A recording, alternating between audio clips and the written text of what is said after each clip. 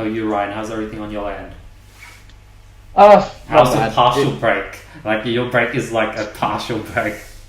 I'm liking it. It's like I'm still doing work, like studying sort of work. I downloaded this like copywriting ebook just because I thought my copywriting could use some improvement, and it's brought up some good points. I've like got my got like a new formula for writing copy now, which I sort of kind of enjoy. I did it on 2 products, and it looks like it's gonna work.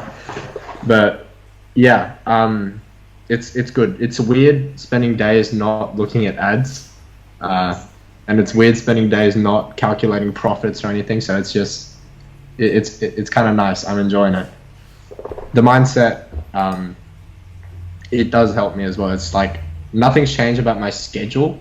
It's just what I'm doing has changed, and I'm sort of like I'm a little bit more composed now because I'm not worrying about what interest should I choose, what product should I launch. It's just, yeah, it's going good.